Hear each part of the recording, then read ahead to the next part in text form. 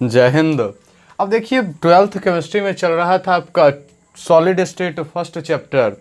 Solid state में बहुत चीज़ हम पढ़े। सबसे पहले ठोस के बारे में पढ़े, उसका प्रकार पढ़े, फिर क्रिस्टलीय ठोस के भी प्रकार पढ़ लिए, उसके बाद क्रिस्टल जालक पढ़े, उसके बाद एकक कोष्ठिका के बारे में भी पढ़ लिए हमने। अब देखिए एकक कोष्ठिका सबसे पहला था क्या, एकक कोष्ठिका के बारे में पढ़े क्या, और एकक कोष्ठिका के पैरामीटर पिछले दिन तक इतना तक हो चुका था। आज है एकक कोष्ठिका का प्रकार। सबसे पहले क्रिस्टल जालक का जो सबसे अब जिससे मिलकर के क्रिस्टल जालक का निर्माण होता है, जिससे मिलकर के क्रिस्टल जालक बनता है, उसे हम उसका सूक्ष्मतम इकाई या लघुतम इकाई को हम कहते हैं एकक कोष्ठिका। आज एकक कोष्ठिका के प्रकार के बारे में जानेंगे। एकक कोष्ठिका को विस्तृत रूप से आपका दो भागों में बांटा गया है। सबसे पहला आपका है मूल या आद्य एकक कोष्ठिका, मूल या आद्य एकक कोष्ठिका। उसके बाद है केंद्रित एकक कोष्ठिका। अब मूल या आद्य एकक कोष्ठिका क्या होगा? सबसे पहले एकक कोष्ठिका को फिगर किस प्रकार ड्रॉ होता था, जरा देखिएगा। फिगर एकक कोष्ठिका का फिगर हम एकक कोष्ठिका यहां बना लेते। चलिए एकक कोष्ठिका फिगर हम यहां बना लेते हैं।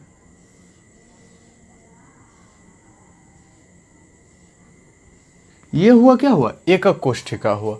एकक कोष्ठिका जब देखिए ये मूल या आद्य primitive cell, primitive unit cell जिसे कहते हैं, प्रिमिटिव यूनिट सेल बोलेंगे किसे? अगर ये एकक कोष्ठिका में क्या होगा, आप देखिए जब भी ठोस हुआ, कोई पदार्थ हुआ, तो वो अवयवी कण से मिलकर, वो अणु परमाणु या आयन से मिलकर के बना होगा। जब इसका अवयवी कण प्रत्येक कॉर्नर पर उपस्थित होगा, प्रत्येक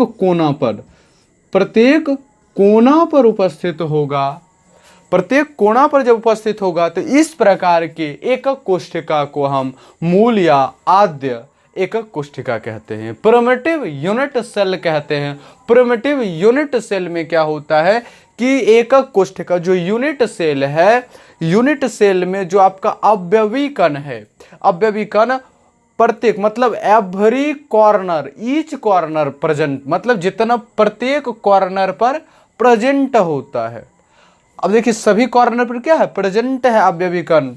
सभी कॉर्नर पर क्या है, अवयवी कण। जब सभी कॉर्नर पर अवयवी कण पाया गया तो आपका क्या हुआ, मूल या आद्य एकक कोष्ठिका हुआ। जब अब देखिए अब दूसरा है आपका केंद्रित एकक कोष्ठिका। केंद्रित एकक कोष्ठिका में क्या होगा कि जिनके अवयवी कण क्या होगा, कोनों के अतिरिक्त, ये सब तो होगा, इतना बात तो होगा, इसके अतिरिक्त जो है एक अवयवी कण अन्य स्थिति पर भी उपस्थित होगा। अन्य स्थिति हो सकता है कि फलक पर हो सकता है केंद्र पर हो सकता है कि विपरीत फलक पर हो।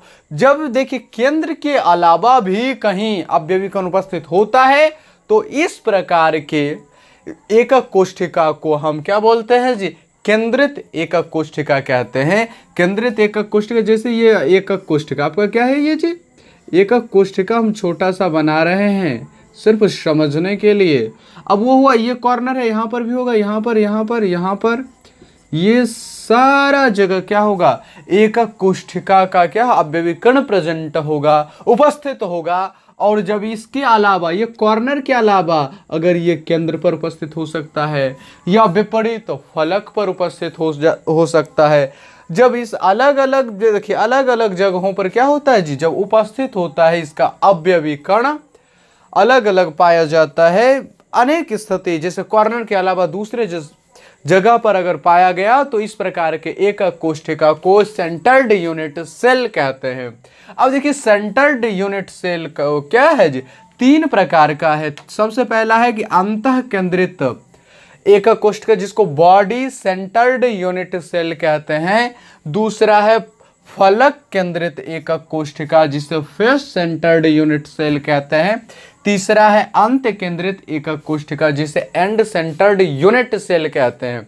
सबसे पहला है कि फलक केंद्रित एकक कोष्ठिका, इसको शॉर्ट में BCC भी लिखा जाता है, बुकर्म BCC लिखा रहता है। इसको शॉर्ट में FCC बोला जाता है, इसको शॉर्ट में ECC बोला जाता है।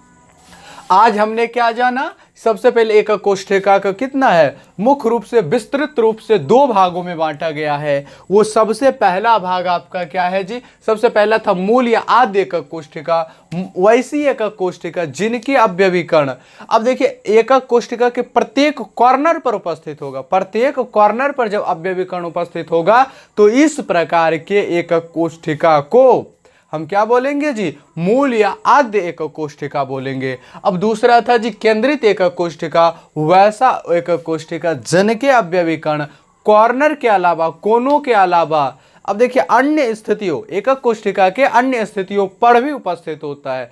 जब अन्य स्थिति पर भी उपस्थित हुआ तो इस प्रकार की एकक कोष्ठिका को हम केंद्रित एकक कोष्ठिका कहते हैं। अब अन्य स्थिति में किस किस रूप में उपस्थित हो सकता है, उसके आधार पर इसे तीन भागों में बांटा गया है। सबसे पहला है अंतः केंद्रित एकक कोष्ठिका, जिसको बॉडी सेंटर्ड यूनिट सेल कहते हैं।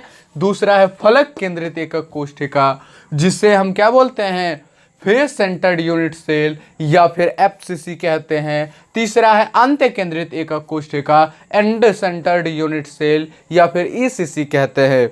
अब देखिए अगला दिन हम इसके बारे में, इसका डिटेल से जानकारी लेंगे, अध्ययन करेंगे कि अंतः केंद्रित एकक कोष्ठिका क्या है, फलक केंद्रित एकक कोष्ठिका क्या है, अंत्य केंद्रित एकक कोष्ठिका क्या है। इन सबों के बारे में हम अच्छी तरीका से जानकारी लेने की कोशिश करेंगे। आज के लिए इतना ही, फिर मिलते हैं हम अगले वीडियो में, तब तक के लिए जय हिंद।